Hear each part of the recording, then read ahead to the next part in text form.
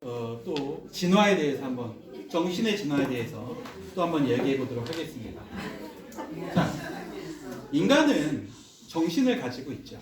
네, 그리고 이 정신이 단순함에서 점차 복잡한 형태로 진화해 나간다는 것도 지금까지 우리가 했던 이야기라고 볼 수가 있습니다. 정신이 진화한다는 이야기는 정신이 어떤 진화의 단계로 갈 수 있는 뭘 가지고 있다는 거죠. 그걸 우리는 흔히 에너지, 힘이라고 얘기해요. 정신의 에너지. 이 책에서는 이제 인간의 정신을 뭐라고 표현한다고 했어요? 그러니까 그렇죠? 그래서 에너지에 대한 이야기를 한번 해보도록 하겠습니다. 재밌는 얘기예요. 먹어야 생각하지 않는가? 그래서 먹었다. 그러니까 인간이 복잡한 생각을 하기 위해서는요, 에너지가 많이 필요해요. 필요해요, 맞아. 네. 그러니까 에너지가 없으면 복잡한 생각도 안 돼. 아주 단순한 생각만 하게 돼. 계속 먹고 싶다, 배고프다 이런 생각만 하게 되지. 복잡한 사고 방식을 가지고 있는 그런 것들을 거기까지 생각을 밀어붙일 수 없다는 거예요. 우리의 의식이 어디에 의지하고 있다는 거예요? 몸에, 그렇죠. 우리의 육체에 의지하고 있다는 거거든요. 육체와 정신이 서로 어딘가에서 연결되어 있다라는 거죠. 그 단순한 표현이죠. 먹어야 생각하지 않는가. 이 짧은 공식에는 물질이 얼을 지배한다는 이야기가 들어있다. 얼의 활동에도 물리 에너지가 필요하다. 왜 이게 가능하냐면 여러분 가끔 이제 참상이지만 전쟁 같은 거 일어나면 이제 고문 같은 거 하잖아요. 네. 이 고문 같은 거라면 그 당하는 사람이 이제 세뇌를 당하거나 정신적으로 파괴당해요. 네. 그러니까 고문은 주로 뭘로 이루어져? 육체적 고통으로 이어지죠. 그러니까 우리의 육체가 이 얼과 연결되어 있다는 걸 의미하고, 심지어 우리의 물질 에너지와 얼 에너지는 서로 결합되어 있음을 알 수 있다는 거예요. 심지어 우리의 정신은 우리의 육체에 예속되어 있다고 볼 수 있다는 거죠. 이런 의미에서 본다. 왜냐하면 육체의 고통을 가하면 정신도 바꿀 수 있다는 얘기니까. 그렇죠? 육체에 우리의 정신이 예속되어 있다라는 표현할 수 있다는 거예요. 그리고 더 깊이 들여다보면 우주에는 하나의 에너지만 있을 것이며, 이 에너지라는 것은 결국 우리의 육체에 들어와 있는 이 에너지는 우주의 전체에 있는 하나의 에너지일 것이라고도 볼 수 있다는 거예요.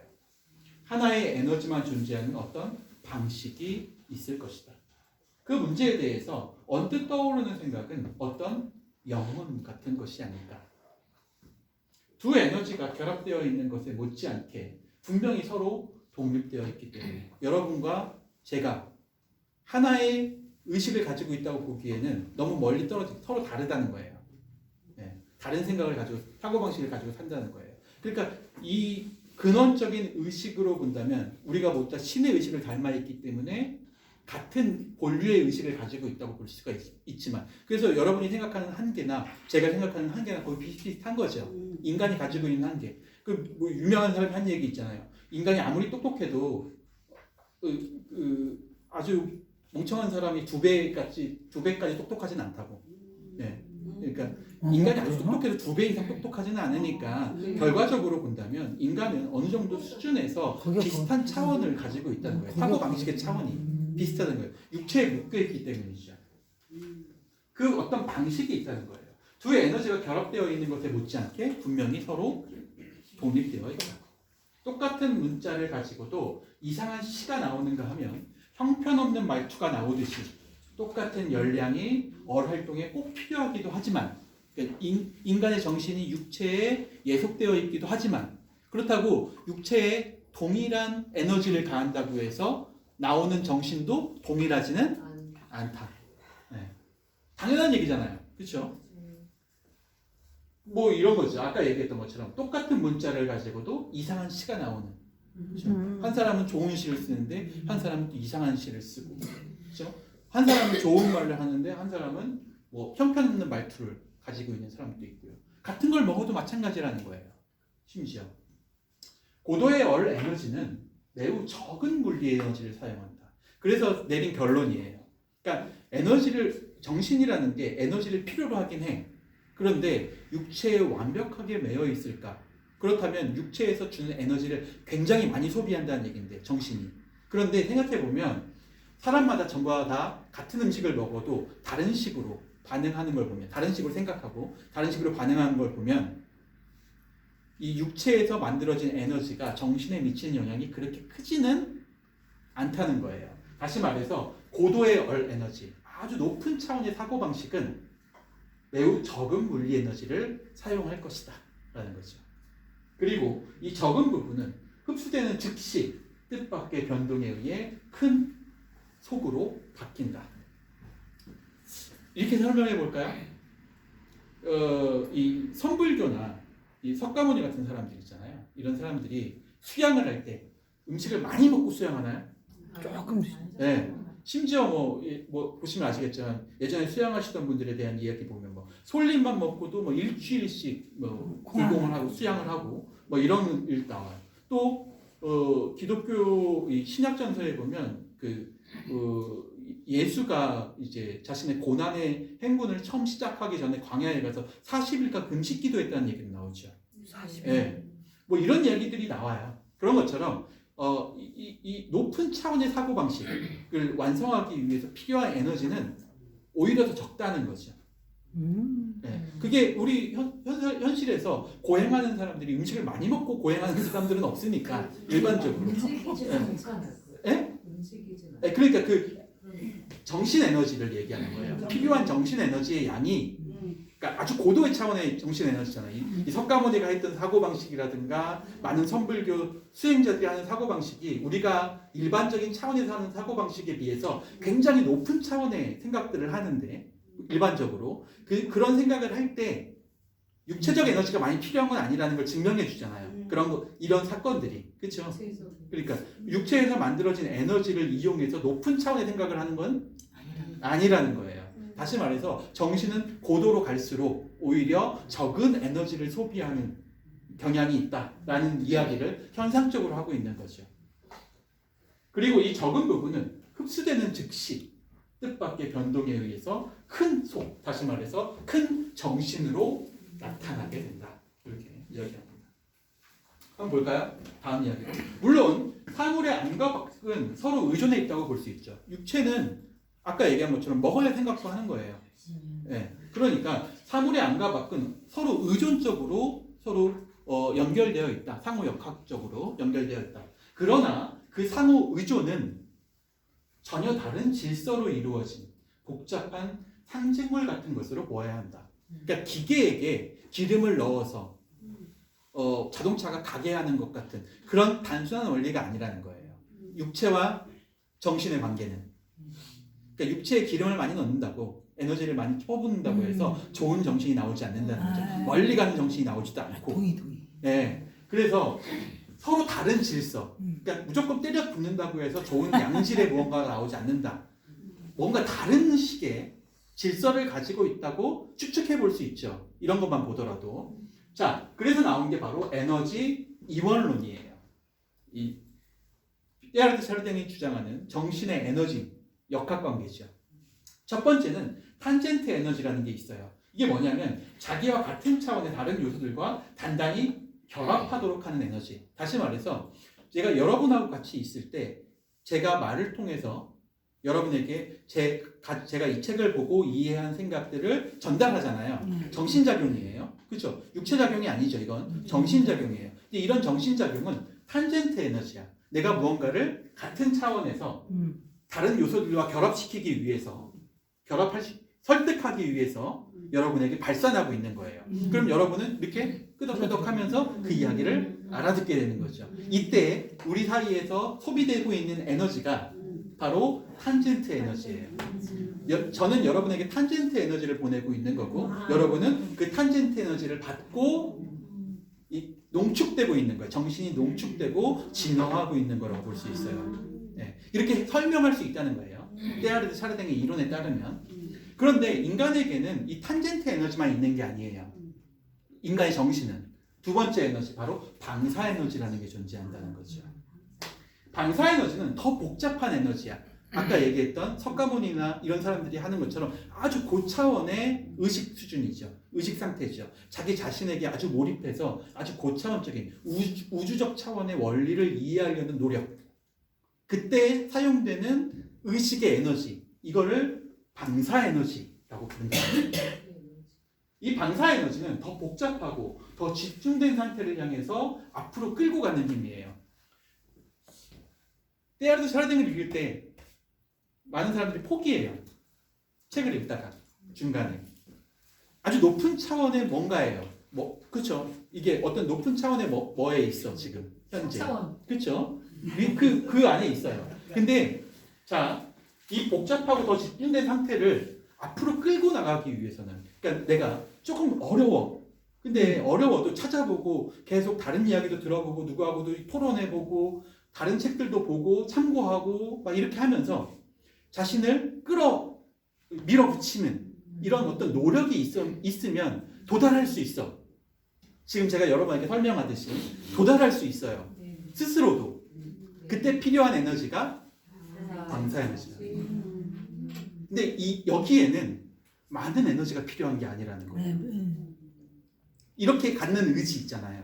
이런 의지에는, 의지를 가지고 있는 이런 정신활동에는 많은 에너지가 필요한 게 아니에요. 왜냐하면 아까 얘기한 것처럼 많은 고행자들이, 수행자들이 바로 이런 방식으로 자신을 밀어붙이고 있는 거야. 왜 동굴수행, 성불교들에서 하는 거 있잖아요. 동굴에서 벽면 수행을 해요. 동굴의 벽을 보고 그냥 가만히 앉아 있는 거예요. 그런데 그 의식은 거기에 머물러 있지 않죠. 네. 자신의 의식이 순간 우주로 날아가 버리는 거예요. 우주까지 펼쳐져. 그래서 우주 만물의 어떤 조화라든가 이런 것들을 한 단번에 이해해 버릴 수 있는 어떤 득도의 경지에 이르게 되는 걸 선불교 경지라고 얘기하잖아요. 그렇게 되는 걸 뭐라고 부르는 거예요? 방사 에너지. 여러분과 제가 하고 있는 건 탄젠트 에너지 교육이에요. 우리는 일반적인 차원이에요. 그렇죠. 그러니까 탄젠트 에너지는 우리가 진화하도록 도움을 주는 에너지예요. 네, 진화하도록. 근데 방사 에너지는 스스로 진화하게 해요. 예수나 이런 아주 높은 고행의 차원에 오른 사람들 있잖아요. 이런 사람들이 바로 이 방사 에너지를 잘 이용해서 자신을 극한까지 밀어붙여서 정말 필요한 무언가, 이 시대에 필요한 무언가를 제시하고 그것으로 인해서 시스템 전체를 뒤집어 놓는 결과를 만들어내는 거죠. 이게 바로 방사 에너지예요. 철학자들이죠. 그런 그렇죠. 그러니까 이 높은 차원의 생각, 지금 복잡하고 더 집중된 차원의 생각을 하기 위해서 필요한 에너지야. 근데 탄젠트 에너지는 많은 에너지를 필요로 해요. 예. 제가 지금 이렇게 여러분한테 이야기하듯이. 그런데 방사 에너지는 스스로 생각하는 거잖아요. 그러니까 많은 에너지가 필요 없다는 거예요. 그래서 솔잎만 먹고도 일주일씩 고행을 하기도 하는 것이에요. 이런 전혀 상관없는 설명도 이걸로 가능해요. 이 책에는 그런 얘기가 나오지 않아요. 제가 예로 설명을 드리는 거지. 그러니까 이 테일하드 샤르댕이 이야기하는 탄젠트 에너지와 방사 에너지로 우리가 알고 있는 이런 인간 현상의 자실구레한 것들이 아주 깔끔하게 설명이 되잖아요. 그렇죠? 그러다 보니까 테일하드 샤르댕은 이걸 진짜라고 믿기 시작하는 거죠. 자기 스스로도. 다 설명이 되잖아, 이걸로. 그러니까 이게 맞는 거야. 이 설명이 맞는 거야.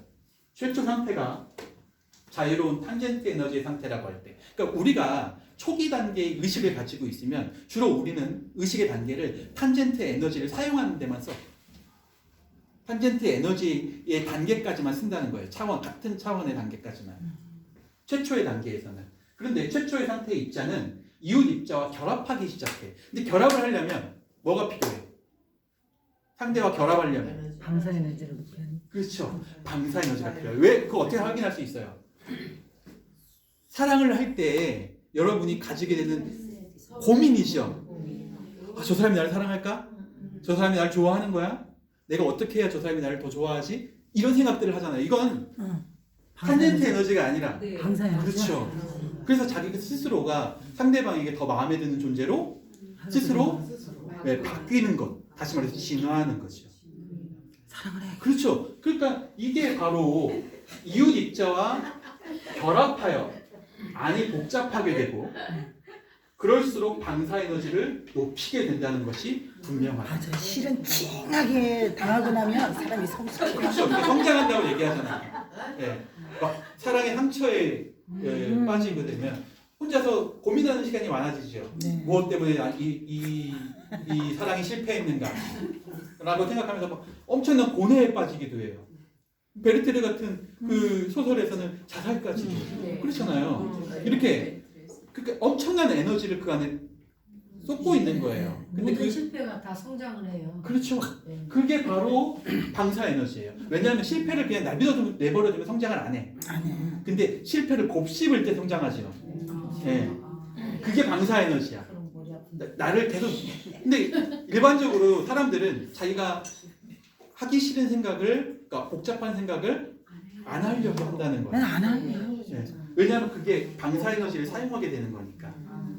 그 탄젠트 에너지를 사용하는 걸로 돌려버리죠. 그래서 자기가 방사 에너지를 사용해서 한 단계 업그레이드 될 수 있는 상황인데 그걸 쉽게 그냥 친구 만나서 시간을 때우는 걸로 호비해버려 그냥. 먹는 걸로 허비해버리는 거죠. 빼버리고. 스트레스 해소한다. 네, 그렇죠.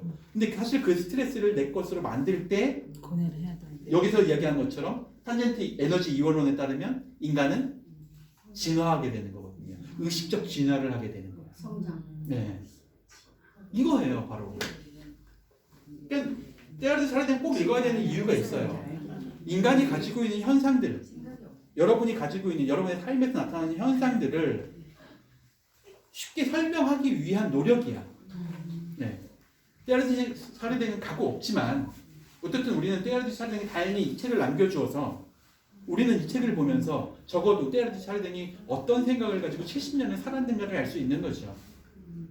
자, 에너지의 특성을 한번 볼까요? 자, 첫 번째, 크게 보는 방사 에너지. 미래를 보는 거예요. 미래는 어떻게 될 것인가? 노스트라다무스가 미래를 예측하듯이 미래를 보는 거예요. 크게 보는 방사 에너지는 작게 보는 탄젠트 에너지에 매여 있다. 그러니까 내가 주변 사람들과 경험한 내용을 바탕으로 해서 뭘 해? 자기 성찰도 한다는 거예요.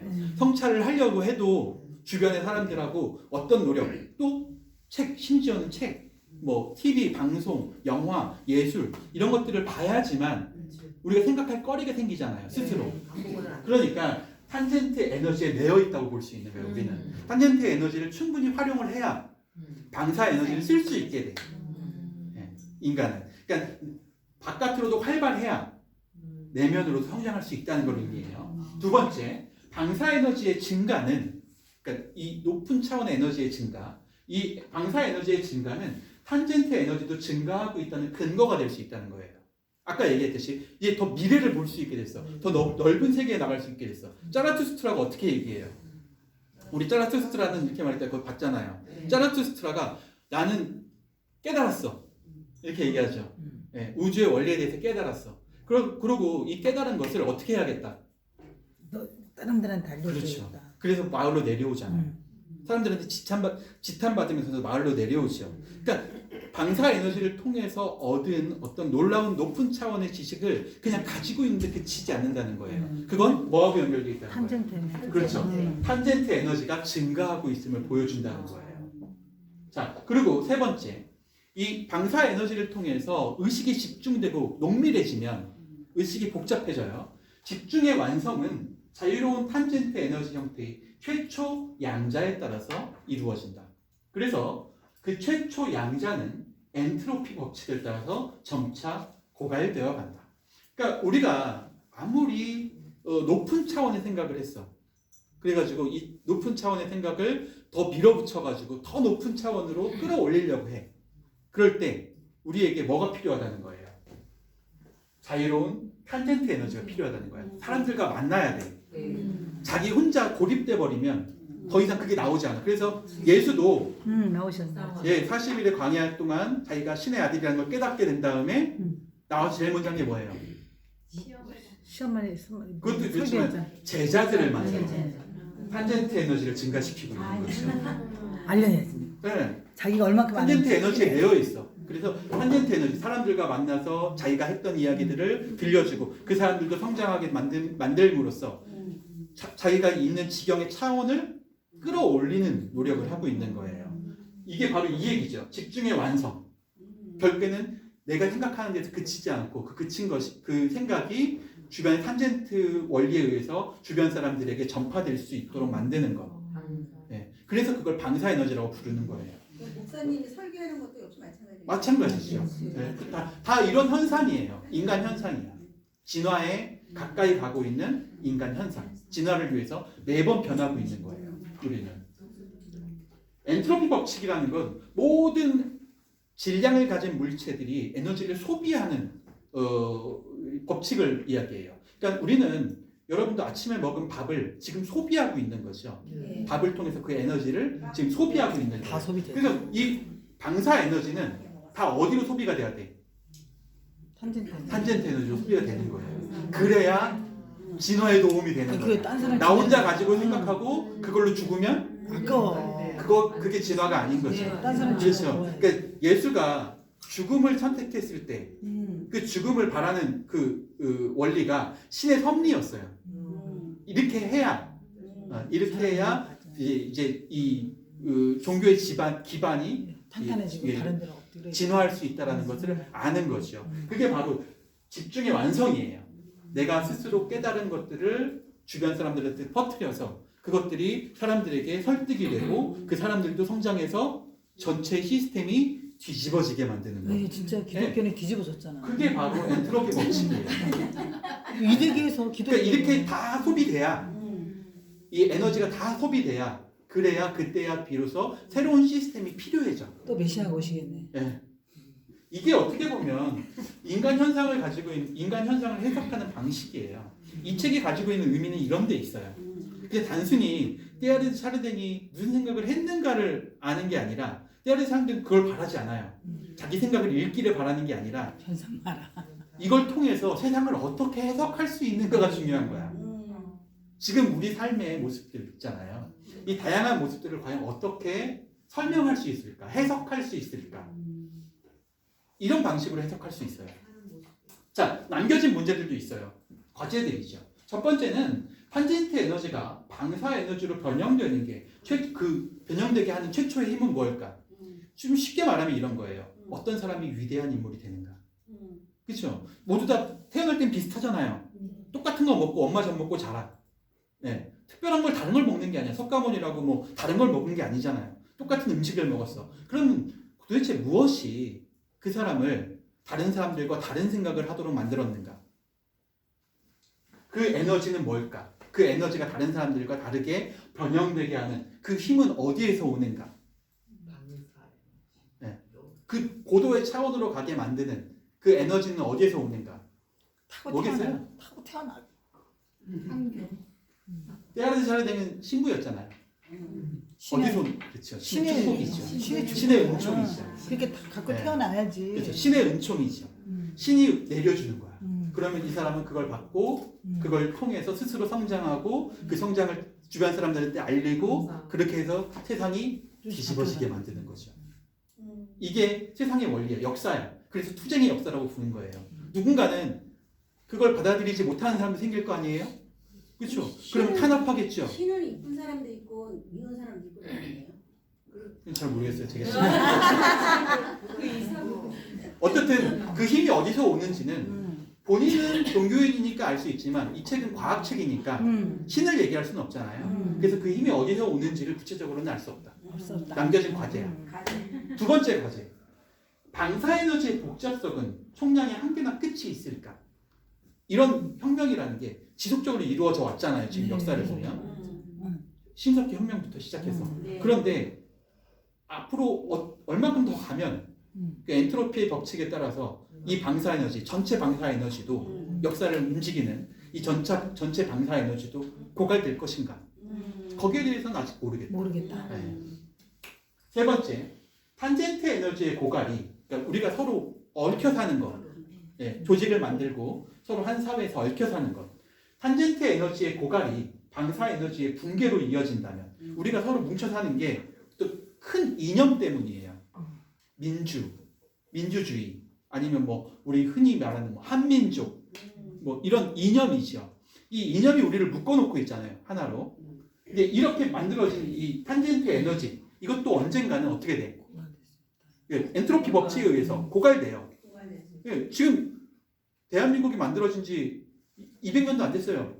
200년이면 뭐 네. 뭐지 50 몇 년, 60. 그 전에 있었던 국가들이 보시면 아시잖아요. 조선. 왜 천년간 국가도 있잖아. 네. 통일신라 같은. 예. 그런 국가들에 비한다면 아주 애기 단계야 지금 대한민국. 얼마나 앞으로 더 오랫동안 지속될까요? 아무도 장담할 수 없죠.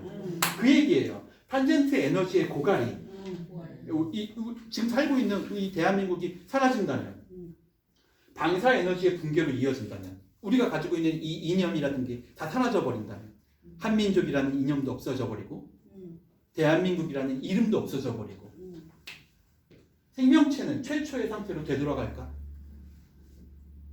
우주 전체가, 지구 전체가 이런 이념이 다 없어져 버린다면, 이런 방사 에너지가 다 고갈돼 버린다면, 그렇다면 인류는 최초의 모습으로 돌아갈까요? 이것도 알 수 없다는 거예요. 네. 알 수 없다는 거죠. 이것도 실제로는 엔트로피 법칙에 의한다면 모든 에너지는 다 열을 내면서, 그러니까 에너지를 방사하면서 고갈돼. 고갈돼. 아까도 말씀드렸잖아요. 아무리 큰 바위도 오랫동안 바람을 맞으면 고갈되지요. 에너지에 의해서. 그러니까 이런 방식으로 모든 에너지는 다 고갈되게 돼 있어요. 이게 엔트로피의 법칙이에요. 이 엔트로피의 법칙에 따른다면 국가도 지금 엔트로피의 법칙에 의해서 탄젠트 에너지로 묶여 있는 거잖아요. 그렇죠? 저희가 하나로 결속되어 살고 있는 거잖아요. 근데 이것도 우리가 복작복작거리면서 살면서 에너지가 계속 소비되고 있는 거죠. 네. 그리고 이 에너지는 엔트로피 법칙에 의한다면 언젠가는 붕괴해. 네. 당연히 붕괴하는 거예요. 통일신라가 1000년을 있다가 붕괴했듯이 당연히 붕괴하는 거예요. 근데 이 붕괴가 일어나게 돼서 지구 전체에 살고 있는 모든 이런 탄젠트 에너지가 다 붕괴된다면, 그렇다면 인류는 초기의 모습으로 돌아갈 것인가? 혹은 아주 단순한 먼지뿐인 세상이 될 것인가? 이런 거에 대해서는 아직까지 과제로 남아있다. 뭐 이런 얘기죠. 자, 이제 3장으로 한번 들어가 보도록 합시다. 청년지구에 대한 얘기. 그러면 이제 인류 초기에 대한 얘기를 한번 해볼게요. 인류 초기. 우리가 지금까지 봐왔던 건 어린 씨앗이야. 어린 생명에 대한 이야기였어요. 그러니까 초기 진화의 단계가 어떤 방식으로 만들어지는지, 여럿에서, 단순한 하나에서 여럿으로, 그리고 그게 에너지로 발전하는 과정을 우리가 지금 보한 거예요. 이건 원칙이고, 자, 이렇게 해서 만들어진 게 지구야. 수십억 년 전에 매우 안정된 원자들로 이루어진 물질의 파편이 태양 표면에서 떨어져 나왔다. 우리 지금까지 얘기했던 코스모스에서 봤던 얘기죠. 항성의 진화 단계를 따라서 일어난 일도 아니고 갑자기 일어난 일이다. 빅뱅이 어떻게 시작됐는지, 태양이 왜 만들어졌는지 과학자들도 몰라요. 그렇죠? 빅뱅이 시작됐다면 무엇 때문에 시작됐는지도 모르죠. 몰라요. 갑자기 일어난 거야, 그냥. 갑자기 일어난 일인데 별들의 충돌인지 내부의 파열인지 그 까닭은 알 수 없다. 어쨌든 태양과의 관계를 우리가 유지하고 있고, 또 적당한 강도의 빛을 받는 거리에서 서로 투쟁하고 있죠. 이 파편은 응집되고 뭉쳐 형체를 갖추면서 서로 태양과 지구 사이에 투쟁이 일어나고 있어요. 엔트로피가 계속 줄어들고 있는 거죠. 엔트로피가 계속 줄어들고 있어요.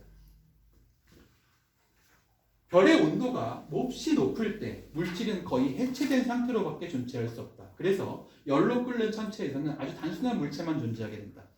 우리가 이미 봤던 얘기죠. 열로 막 끓고 있으면 그 안에는 뭐만 있어?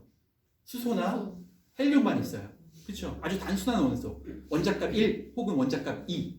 이 원소들만 있다는 거예요. 아주 너무 높은 온도이기 때문에 그렇죠. 높은 온도라는 얘기는 그게 뭘 하고 있다는 거예요? 뭘 가지고 있다는 거야?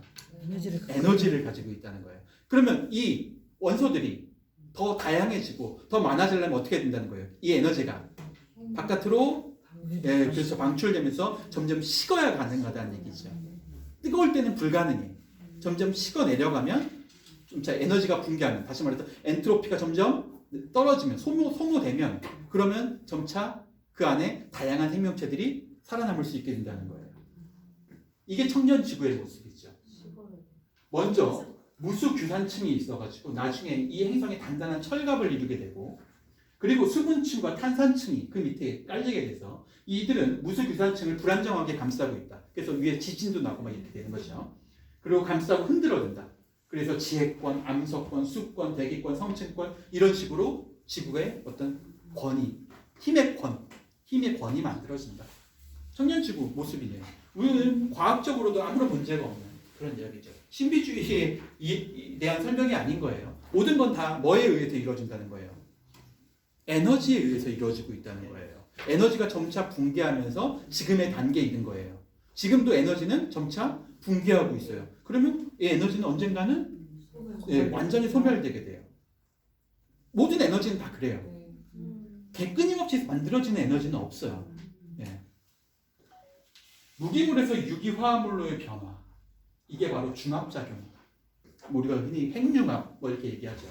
자, 규산과 물과 탄소가스, 이 기본 산화제들이 각각의 구성 원소들이 친화력을 부수기 시작한다. 서로 단단하게 엉켜있는 바위 덩어리였는데 산화되기 시작하면 헐거워지기 시작해요. 그러면서 먼지가 되어서 모래처럼 서로 부스러져 떨어지게 되죠. 그러면서 중립하기 시작하면서 다양한 원소들이 만들어져. 이 도식대로 계속되면 엄청나게 다양한 무기물계, 다시 말해서 수없이 많은 원소들이 널브러져 있는 형태, 마치 모래사장처럼 그런 무기물계가 생긴다. 요소들의 내부 구성력이 매우 작기 때문에 짜임새가 매우 약한 아주 모래 같은 체계라는 거예요. 말하자면 성장이 고정된 유기체와 같다. 초기 형태는. 그런데 그 구조가 설익어서 분자들이 더 크지도 못하고 그 단계에서 작은 작갈 정도 만드는데 그치고 말고 이걸 반복한다는 거예요. 원자와 원자가 서로 붙어 있을 뿐이고 참다운 통합 같은 건 없죠. 다시 말해서 그 안에서 뭐가 없어. 생명 현상은 찾아볼 수 없다. 초기의 모습은. 단순한 원자 그룹이 기하학식으로 단순히 늘어서 있는 것에 불과하다고 할 수 있다. 원소들이 결정체로 되면 이제 그것들이 서로 움직이면서 아까 얘기한 것처럼 탄젠트 에너지를 발산하기 시작하겠죠. 같은 개체들이니까 서로 당기기도 하고 밀기도 하고 일치기도 하면서 서로 부딪혀. 그러면서 에너지가 끊임없이 흘러나오기 시작해. 탄젠트 에너지는 서로 간의 에너지를 증가시켜요. 그래서 흘러나오기 시작해. 그러면서 자유 에너지가 만들어져. 이제 자유 에너지가 만들어지기 시작하면 이제 생명 에너지의 초기 단계가 만들어지는 거죠. 방사성 물체의 원자가 붕괴하면서 자유 에너지는 점차 증가하게 된다. 특히 그 에너지가 이제 완전히 붕괴되기 시작하면서 완전히 새로운 원소가 만들어지는데 그때 나오는 게 바로 생명 현상이라는 거예요. 열로 소모되기에는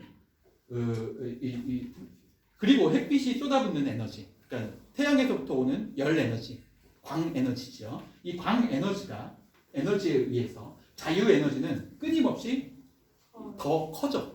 왜냐하면 에너지를 받으면 받을수록 그 에너지를 흡수하는 능력이 생기잖아요. 그래서 초기에 지구의 표면에 가장 먼저 정착한 생물은 식물이죠. 네, 식물. 식물이 가장 먼저 생겨요. 네. 왜냐하면 빛을 가장 빨리 에너지로 바꿀 수 있는 개체야.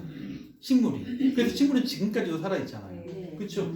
특히나 초기의 단계에서는 대부분 이 물속에 모든 생명체가 살았기 때문에 초기에 그 밑에 물속에 살고 있는 그 식물들, 이게 가장 먼저 생겨났다는 거예요. 그리고 그것들이 태양 에너지를 받아들이기 시작하면서 그것들을 통해서 탄젠트 에너지를 점점 증가시키기 시작해. 그래서 아까 얘기한 것처럼 자유 에너지가 끊임없이 더 많아지는 거죠. 식물들이 햇빛을 받으면 요즘에 보면 알잖아요. 네. 얼마 전까지만 해도 앙상했던 나무들이 지금은 보면 연두색이 막 엄청 막 다양하게 퍼져 있어요.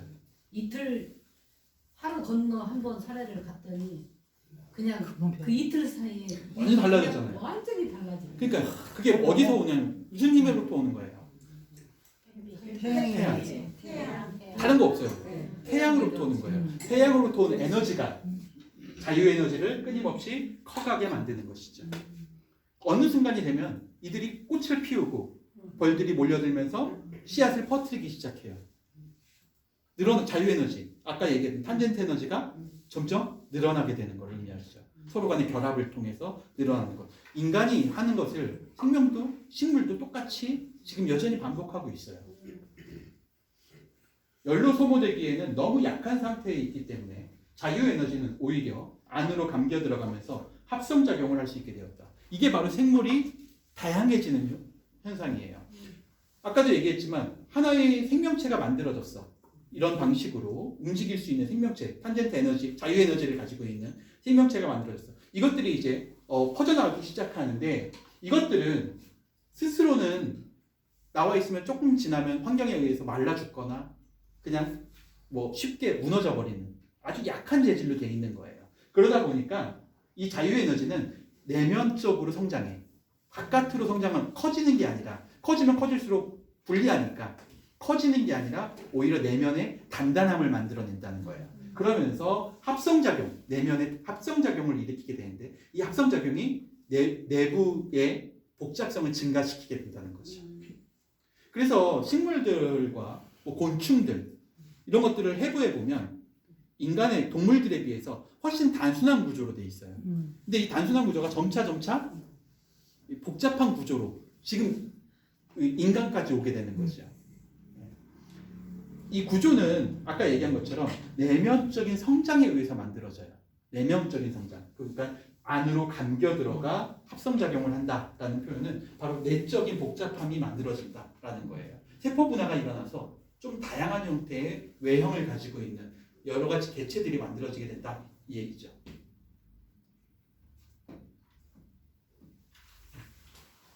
탄소화합물이나 수소화합물 또는 수화물, 질소화합물 이런 것들이 중간중간 만들어지기 시작하면서 그런 화합물들의 원소들은 복잡함과 불안정함을 엄청나게 증가시킬 힘을 지니게 된다. 바로 이때부터 일어나는 게 중합왕국. 다시 말해서 생태계죠. 처음에는 아주 단순한 형태의 모래 구성처럼 생겼고 단순한 단세포 생물들만 살았었는데 이것들이 점차 내면적인 중합작용을 일으키기 시작하면서 다양한 형태의 분화가 일어나게 돼요. 그리고 이 다양한 형태의 분화가 바로 이 중합왕국으로 만들어져서 아주 셀 수 없이 많은 다양한 종류의 생명체로 분화하게 되는 거죠. 결정체처럼 입자들이 결정되고 무리짓고 교환하기 시작해요. 바로 생식이 이루어지게 된다는 거죠. 번성하게 된다. 이번에는 분자 대 분자 사이에서 그런 일이 일어나고 제한된 연합을 통해서 점점 더 크고 더 복잡한 분자가 만들어지고 이 유기화합물의 세계 속에서 우리도 마찬가지로 그렇게 탄생하게 된 것이다. 온대구역을 생각해 볼 수 있다.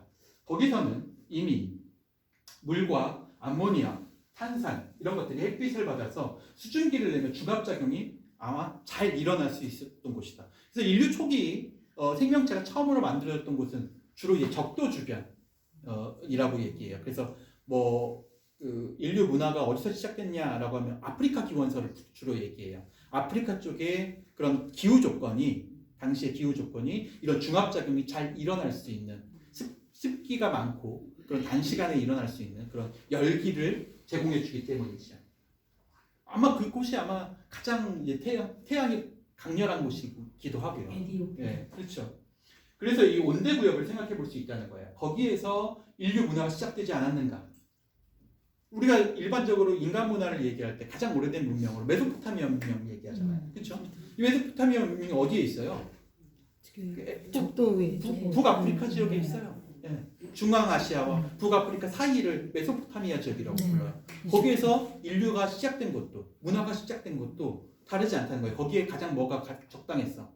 중합작용. 그러니까 태양이 적당한 형태로 중합작용이 가장 적절한 곳이었기 때문에 그러면서 물과 암모니아, 탄산이 햇빛을 받아 수증기를 내며 중합작용이 일어났고 거기에서 지구의 안, 그러니까 우리 같은 존재들이죠. 지구의 안이 차츰 농축되기 시작한 것이다. 생명의 농축이 바로 이곳에서 시작되었다. 지구의 안이라는 것은 우주 바탕의 얼이라는 측면을 가리킵니다. 이게 굉장히 멋진 표현인데, 그러니까 지구의 안, 우리죠, 우리. 우리와 우리가 살아가고자 하는 생명의 의지 같은 거야. 그러니까 절대로 죽고자 하는 의지를 가진 생명은 없어. 의지는 생명은 항상 살고자 하지요. 근데 이 살고자 하는 이 생명의 의지는 어디서 온 거야? 우주 바탕의 다시 말해서 우주 최초의 우주가 생겨난 방식하고도 일치한다는 거예요. 우주도 그런 의식 속에서 탄생했다고 보는 거죠. 네. 좀 이해하기 어렵겠지만 결국은 이 우주가 탄생하게 된 것도 우주가 없어지기 위해서 만들어진 건 아니잖아요. 그렇죠? 뭔가 생명의 작용 때문에 만들어진 거죠. 우주도 터전으로 만들어진 것이니까. 그렇게 생각한다면 지구의 안은 곧 우주의 바깥과 닮아 있다. 이렇게 얘기하는 거죠. 그것은 태초의 청년 지구의 좁은 방사선으로 둘러싸여 이루어졌을 것이다. 물질은 우리 눈에 더 이상 흩어져 있는 끝없는 평면이 아니다. 그것은 자기 위에 자기를 겹쳐서 지속적으로 만들어낸 일정한 하나의 부피를 갖는 무언가, 생명체지요.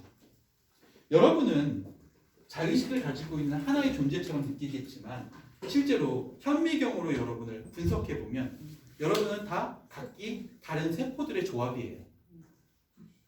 그러면 그 세포들의 조합이 어떻게 여러분이라는 자의식을 만들어내요? 어떻게 만들어내요? 지금 우리 설명한 대로 얘기해 보면 때알트 차례댕의 얘기대로라면 뭐가 작용해요? 모든 에너지는 지금 모든 세포들은 다 어때요? 여러분의 몸에 빼서 DNA를 검사해 보면 몸 전체에 있는 DNA가 다 동일하잖아요. 네. 그런 것들이 뭐 하고 있어? 결합되어 있죠. 그걸 결합하는데 필요한 에너지가 뭐예요? 아까 태양 에너지. 탄젠트 에너지. 탄젠트 에너지. 여러분의 자의식은 뭐에서 비롯돼요? 탄젠트. 탄젠트 에너지에서 비롯된다는 거예요. 근데 여러분만 그래요? 같은 세포를 가지고 있는 모든 동물들, 곤충도 마찬가지죠. 다 뭘 가지고 있어요? 탄젠트 에너지로 이루어진 거예요. 탄젠트 에너지로 같은 세포들을 서로 응축시키고 있는 거야. 그 안에서 뭐가 나와? 에너지 다음, 열었 다음에 뭐가 나와? 열었 다음에 에너지, 자의식이죠. 자의식은 하나의 에너지예요. 근데 그 자의식을 발전시킬 수 있는 건, 그러니까 진화시킬 수 있는 건 뭐예요? 탄젠트 에너지로는 안 돼. 방사 에너지가 있어야 된다는 거예요. 방산. 그 방사 에너지를 통해서 한 번씩 계속 진화된 거예요. 다른 동물들도 마찬가지죠. 물속에서만 살다가 물속에서 더 이상 못 살겠어. 먹을 게 없어서. 그러면 이제 무트로 나오기 시작하죠. 무트로 나오려면 다리도 있어야 되고 아가미로 숨쉬기보다는 폐도 있어야 돼요. 이런 방식의 어떤 적응이 가능하게끔 뭐가? 그렇죠. 방사 에너지를 통해서 스스로 자신을 진화시킨 거예요. 반성을 통해서. 그런 개체들만 살아남게 되고 반성을 한 개체들만 살아남게 되고 그 개체들이 또 번성해서 그런 하나의 종족을 이루게 되는 거죠. 이게 진화예요. 진화라는 다른 게 없어. 네. 이런 게 진화예요. 그러니까 우리는 아주 단순하게 자연을 그냥 즐기기만 하지만 그때는 우리는 탄젠트 에너지를 즐기고 있는 거야. 근데 때알트 차례대는 자연을 보면서 이런 생각을 한 거예요.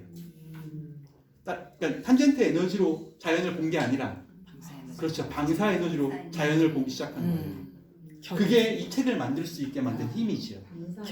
그리고 이 책을 이걸 왜 책으로 만들었어요? 물론 자기에게 굉장히 아픈 가시였잖아요. 이것 때문에 자기가 파문도 당했으니까. 네. 왜 만들었어요? 알려주고 싶어. 방사 에너지는 어떻게 돼야 돼요? 방출해. 자기도 그 진화의 법칙에 따르고 있는 거예요. 네. 알려줘야지. 이게 맞는 거예요, 그냥. 이름을 남기려고. 네. 자기가 의식대로 뭔가를 하고 내가 유명해지려고 아니면 돈을 많이 벌려고 뭐 이렇게 생각하지만 실질적으로는 다 아까 얘기한 것처럼 탄젠트 에너지와 방사 에너지의 작용이에요.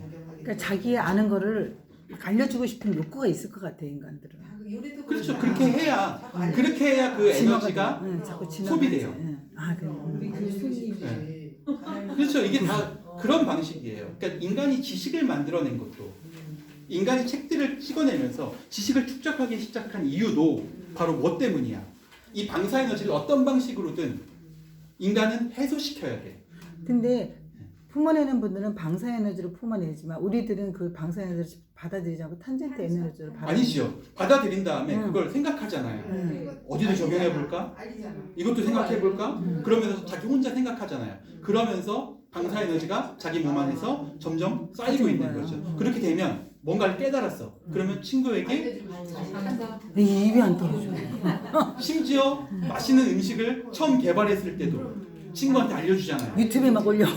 뭐 때문이에요? 알려주고 싶어서 방사 에너지. 방사 에너지가 작동하고 있기 때문이죠. 여러분 몸 근데 안에서. 알려주지 않고 자기 혼자만 먹어요.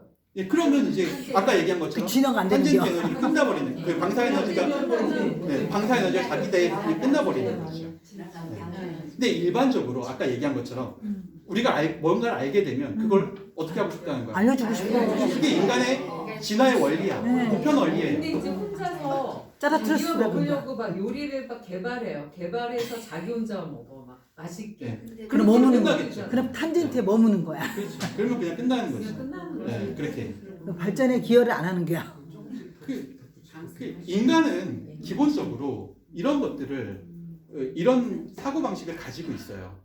이건 뭐 인간이 스스로 만들어낸 게 아니라 원리야. 그러게 유튜브에 공짜로 막 올리잖아. 네. 응. 유튜브가 성공한 이유도 이런 걸로 맞아요. 설명할 수 있는 거예요. 인간은 그걸 드러내고 싶어요. 네. 자기가 알게 돼. 방사 에너지가 굉장히 좋은 의미잖아요. 그쵸. 그리고 보면 이제 우리가 배운 거를 또 글로 쓸 때 솔직히 배운 거를 좀 그 단어도 인용해서 쓰는 게 우리가 그 방사 에너지 그리고 그렇죠. 배움. 근데 어떤 사람은 나 그렇게 아는 척하고 그런 거 싫어. 그러면서 이런 사람도 있더라고요. 그러니까 어렵게 그게 말- 투쟁이죠. 아까 얘기한 그러니까 것처럼. 그러면 아니 이왕 배운 거 좀 재밌게 써먹고 글도 쓸 때 그런 거 좋지 않을까요? 이게 투쟁이죠. 근데 뭐 그런 투쟁을 통해서 인류 역사는 발전하는 네, 지금까지 진화해 왔다고 볼 수 있는 거예요. 그걸 설명하고 싶은 거예요, 그냥. 때가 되면 자기가 깨달은 이것들을 이 알려주고 모든 싶은 원리로서 거예요. 설명하고 싶은 거예요. 아주 깔끔한 원리가 있어. 예. 이거는 창조론도 아니고 진화론도 아니야. 그런도 아니고 네, 이 두 가지를 같이 모두 다 설명할 수 있는 이론이야.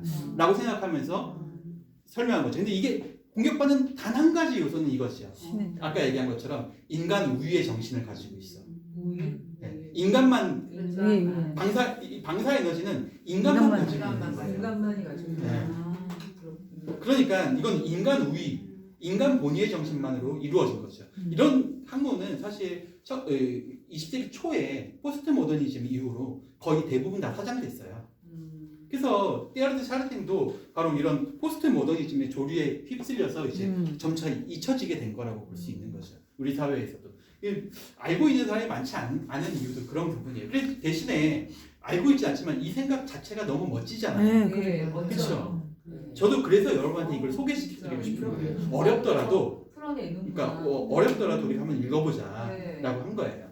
자, 한번 봅시다. 다음 얘기로. 읽으면서 이해를 못했지. 네, 지금 이해하면 되는 거죠. 이렇게 방사 에너지를 받으시면 돼요. 네, 제가 방사 에너지를 방사 여러분한테 에너지 들려드리고 좋아. 있으니까요. 제 에너지를. 단어를 알겠어. 충분히 에너지를 쓰고 있는 거죠? 그렇죠. 지금 이 안은 이 에너지가 가득한 거예요. 에너지 잔치죠. 그렇죠. 에너지 잔치다. 자, 한번 봅시다. 신이 주신 생명에 대한 이야기예요. 처음부터 지구 물질 안에 어떤 기초 의식이 들어있을 것이라는 점. 그러니까 이 에너지는 근원이 있어. 우주 바탕이 어리라고 했잖아요. 그런데 이게 우리가 지금 이렇게 하고 있는 이 에너지의 원천이 우주로부터 왔다는 건 알겠는데 그렇다면 그 우주 바탕에는 그 에너지를 가능하게 한 어떤 힘이 있었을까? 처음부터 지구 물질 안에 어떤 기초 의식이 들어있었을 것이라는 점. 지금까지 학자들은 차가운 행성에 생명의 씨를 뿌리는 능력이 항성 사이에서 나온다고 보지 않은 것 같다. 힘의 투쟁에 의해서 나온다고 보지 않은 것 같다는 거예요. 생명의 씨앗을 항성들 사이에서 찾는 가설은 생명체 현상과 거기에서 파생된 인간 현상의 위대성을 깎아내리기 때문에. 그러면 인간 현상의 위대성을 만들려면 깎아내리지 않고 동시에 올리려면 어떻게 설명하는 게 좋겠어요? 인간만이 우주에서 유일한 존재예요. 왜냐하면 신이 직접 창조한 존재니까. 본인의 모습에 따라. 네, 이렇게 설명하면 인간은 아주 특별한 존재가 돼요. 그런데 실제로는 인간은 아까 얘기한 것처럼 먼지로부터 시작했잖아요. 그것도 좀 뭔- 설명하고. 네. 그러니까 이게 이렇게 사람들은 생각하지 않은 이유는 마치 이게 인간 현상의 위대성을 깎아내리기 때문에 인간이 특별한 존재가 아닌 것처럼 느껴지게 만들기 때문에 이렇게 설명하려고 시도하지 않았다는 거예요. 젊은 지구는 최초의 화학 구성부터 그 전체가 말할 수 없이 복잡한 씨앗을 이미 가지고 있었다고 볼 수 있다는 거예요. 애당초 처음에 태양으로부터 이 씨앗이 만들어질 때까지 지구의 초기 모습이 만들어지기 전부터도 이미 그 안에 생명의 씨앗이 들어있다는 거죠. 그렇기 때문에 지금의 현상이 가능한 거예요. 그 씨앗이 퍼져서 이렇게 된 거잖아요. 우리 이 다양한 형태가 만들어진 거죠. 말하자면 지구는 태어날 때부터 그 안에 일정한 양의 이른 생명의 힘을 품고 있었고, 이른 생명이 이 마비 상태에서 그 안에 잠시 머물러 있었다고 볼 수 있다는 거예요. 초기에는.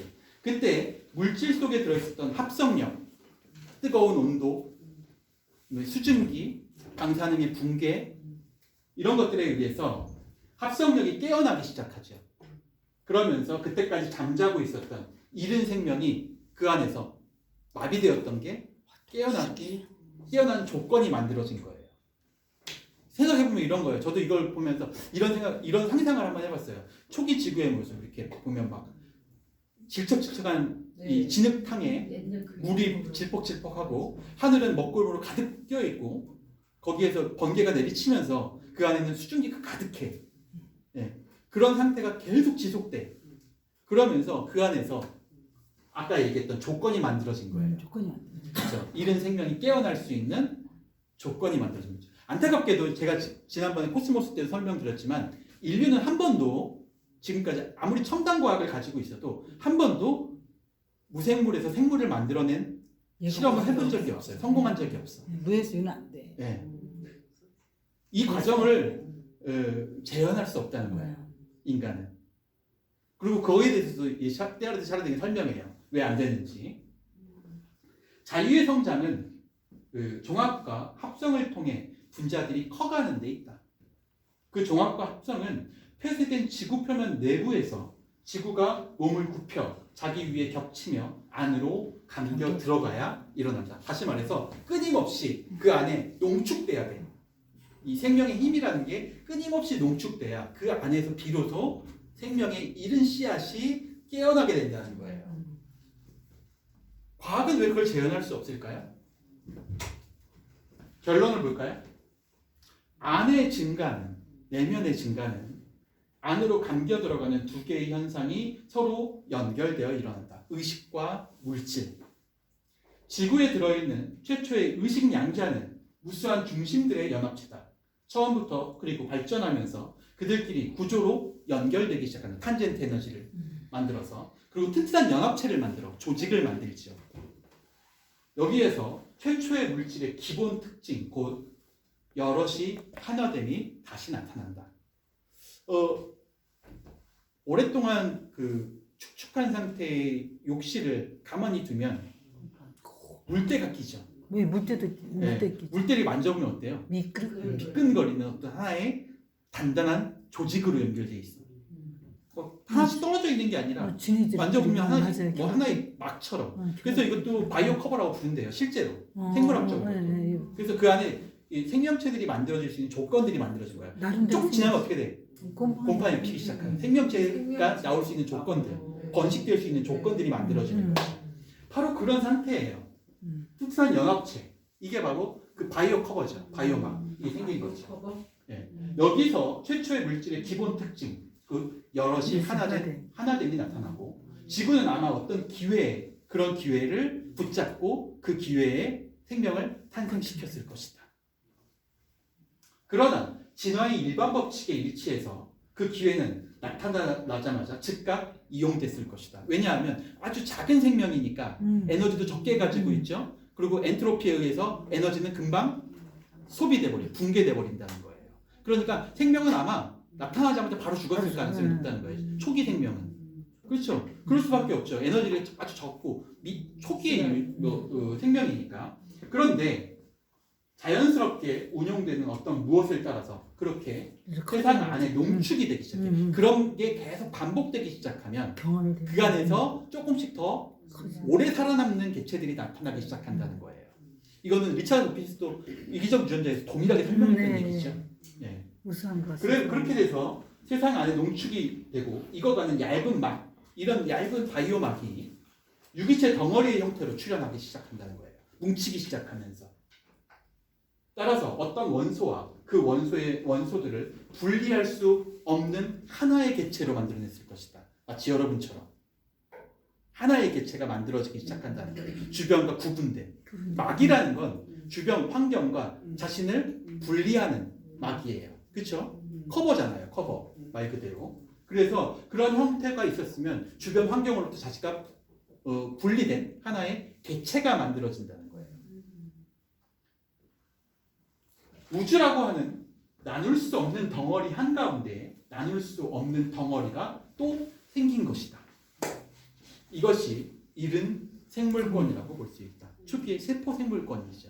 예, 단세포 생물권. 생명이다. 생명은 바로 이렇게 생겨났다는 거예요. 그러니까 진화의 법칙에 따른다면 진화는 여러 번 아주 지난한 반복을 계속 거듭하면서 그 안에서 오래 삼는 개체, 그러니까 스스로 반성을 통해서 스스로 진화한 개체만 살아남게 돼 있어요. 네, 지금 그래서 그게 환경에 대한 적자예요. 네. 그래서 적자 생존의 원칙이 적용되는 게 바로 이 진화의 법칙이라고 볼 수 있는 거죠. 그걸 계속 거듭해 나간 결과가 지금의 우리예요. 얼마나 걸렸을까요? 코스모스에서 지구의 역사를 얼마나 얘기해요? 45억 년? 약 50억 년. 50억 년 만에 이렇게 된겨? 그렇죠. 이게 반복되면, 이게 계속 반복되면 50억 년이 지나잖아요. 그럼 이렇게 된다는 거예요. 근데 그 사진 같은 걸 보면은 진화 속도가 빠른 것 같아요. 정신적 진화도 그렇지만 육체적 진화도. 그러니까 뒤로 갈수록 조금씩 빨라지는 거죠. 네. 속도감이. 가속도가 그것도 우리는 변화를 인식할 수 있는데 동물들은 그 변화를 인식하지 못해. 스스로. 그래서 죽고 나면 다음에 태어나는 개체는 그 변화에 바로 적응해 버린다는 거예요. 그래서 더 이상 성장하지 못해. 이게 바로 이 동물들의 한계라고 볼 수 있죠. 이러면서 뭐가 출현해요? 생명이 출현한다. 무기물계, 생명계, 언뜻 보면 마치 서로 상반된 것처럼 보이죠. 돌멩이와 곤충. 어때요? 서로 완전 다른 거잖아. 네. 그러나 그 두 세계는 결국 한 몸이라고 볼 수 있다는 거예요. 왜냐하면 하나의 구성 물질로 이루어져 있으니까. 탄소. 그치? 우리도 탄소로 이루어져 있잖아요. 그렇죠? 아주 큰 분자 덩어리 단계에서는 살아있는 원형질과 죽은 단백질 사이의 경계가 뚜렷하지 않다는 거예요. 그러니까 초기에 이 생명은 그 생명 자체로 우리가 알고 있는 이런 식의 생명 활동 같은 것들을 하는 존재는 아니었을 거라는 거예요. 마치 바위처럼 가만히 있는 그런 말도 안 되는 그런 존재들이었을 거라는 거죠. 죽었다는 것은 분류할 수 없다는 얘기다. 그러나 어떤 것 안에 얼이 전혀 들어있지 않게 우리는 그것을 가리켜 죽었다고 하지 않는다. 뭐가 없어야 돼? 죽었다고 얘기할 때는 얼이 없어. 얼 에너지가 없으면 돼. 아까 얘기했던 것처럼 탄젠트 에너지도 없고 방사 에너지도 다 소비해버린 상태면 바로 그게 생명체의 죽음이죠. 그렇게 생각한다면 돌멩이는 어때요? 죽어 있어요. 산소가 계속 있기 때문에. 죽어 있어요. 자기 나름대로 방사하고 아니죠. 있잖아. 네. 그게 하나의 개체를 이루고 네, 있잖아요. 방사하고 네. 있겠지. 그러니까 그 자체로 탄젠트 에너지로 서로 단단하게 결합되어 있는 거예요. 죽은 게 아니죠. 네. 그러니까 생명의 어떤 적응력으로 본다면 돌멩이가 가장 오래 생존하는 거예요. 바위, 지구의 토대가 가장 오래 생존한 거죠. 50억 년을 생존하고 있으니까. 그렇죠. 이런 방식으로 설명한다면. 그러니까 죽었다는 것은 바로 그런 의미예요. 생명체에서 뿐만 아니라 어떤 상황에서도 절대 온도 0도를 만들 수는 없다. 그러므로 현재의 그것을 있게 한 것의 구조를 보면 그 뿌리는 항상 더 먼 과거에 있다고 볼 수 있다. 절대 온도 0도라는 것은 요즘에 이야기하는 이 초전도체가 가능한 온도를 의미해요. 영하 280도 284도인가 284도인가만 그래요. 그 정도인데 그 정도에서는 어떠한 생명도 생명 활동을 할 수가 없대요. 예, 그 생명 활동을 할 수가 없기 때문에 그 상황에는 모든 에너지가 제로가 되지. 왜? 질량이 없으니까. 예, 모든 에너지가 제로가 돼버리는 거예요. 이런 제로가 돼버리는 상태가 되면요, 더 이상 중력의 영향을 받지 않아서 우리가 초전도체의 낮은 온도를 가지게 되면요, 물체가 공중에 저절로 떠요. 네, 그게 초전도체예요. 요즘에 뭐 뉴스에도 가끔 나오잖아요. 막 공중에 그냥 그 실온에서 초전도체를 발견했다라고 하는 게 떠들썩한 뉴스가 됐었는데 실제로는 초전도체가 되려면 아주 낮은 온도, 여기서 말하는 절대 온도에 가까워야 돼요. 그렇게 될 때만 모든 물체는 에너지를 제로로 만들 수 있다는 거예요. 근데 이런 거는 에너지가 제로라는 얘기는 더 이상 살아있지 않다는 이야기죠. 그러므로 현재 그것을 있게 한 것의 구조를 보면 모두 다 뭐가 있다는 거예요. 바위 하나까지도 다. 그렇죠. 다 그 안에 생명의 씨앗이 들어있다는 얘기죠. 생명의 씨앗이. 절대 온도, 켈빈 온도라고 불러요. 섭씨로 아까 얘기했던 것처럼 영하 280도 정도 돼요. 분자 등 어떤 계를 구성하는 입자의 에너지가 최소 상태일 때, 이때를 이제 절대 0도로 정의를 내립니다. 실험적으로는 불가능하다고 볼 수 있고요. 절대 0도에 가깝게는 만들 수 있어요. 그럼 가깝게 만들면 실험실에서 만들어 보면 그때 물체가 뜨는 걸 눈으로 확인할 수 있게 되죠. 절대 0도에서는 모든 입자들이 운동 에너지가 최소인 상태로 축소되어 있기 때문에 열역학 제3법칙에 따라서 엔트로피가 제로가 되어버려요. 더 이상 생명 활동이 이루어지지 않는 온도, 그걸 절대 온도라고 부르죠. 아까 그래서 얘기한 초전도 현상, 초유동 현상도 바로 이때 발생하게 된다. 그때는 사실은 그러니까 초전도체의 절대 이 켈빈 온도에 이르는 상황을 생각해 보면 아마 초기의 우주 모습, 그렇죠? 아무것도 없는 상태의 우주 모습이 아닐까. 우주에 보면 우주에 바닥이 있어요? 위에 천장이 있어요? 없죠. 그런 것들이 없는 이유가 뭘까요? 더 발전할 수 그 안에 있는 모든 것들이 전부 다 뭐기 때문에 그래요? 그렇죠. 절대 온도에 가깝게 있기 때문에 그렇다는 거예요. 떠 있는 거네. 네, 그렇죠. 공중에 떠 있는 거라고 볼 수 있죠. 자, 이제 생명의 한계에 대해서 한번 얘기해 봅시다. 우리는 결코 알 수 없을 것이다. 나는 이 표현 이 표현이 너무 마음이 많이 남아요. 이 책을 읽다 보면. 제가 몇 번 말씀드린 적이 있는 것 같은데, 떼라드 차르댕이 한 말 중에 가장 폐부를 찌르는 말 중에 하나예요. 우리는 절대로 알 수 없을 것이다. 신이 될 수 없어. 네. 어떻게 분자에서 분자를 넘어 현미경으로 보이는 세계가 나왔는지, 어떻게 화학 구조에서 화학을 넘어 유기체가 나왔는지, 어떻게 이른 생명에서 이른 생명을 넘어 생명이 나왔는지 역사만 가지고는 절대로 알 수 없다. 절대로. 그러나 한 가지는 분명하다. 그러한 변화가 단순히 연속된 과정으로는 설명될 수 없다는 것. 단순히 그냥 원인이 되어서 결과가 도출되는 방식으로는 이런 현상이 나타날 수 없다는 거예요. 우리가 지금 살고 있는 이런 세계가 나타날 수 없다는 것이죠. 최대한 말할 수 있는 것, 우리가 할 수 있는 말은 진정한 생명은 세포와 함께 시작되었다는 점. 이것뿐이 얘기할 수 없다는 거예요. 확실한 거. 세포를 만들어내게 한 최초의 힘이 무언가, 이건 우리는 얘기할 수 없어. 결코 할 수 없어. 네, 인간은. 세포는 생명의 극소단이다. 그 형태나 단단한 결석 따위에 비추어 세포를 미생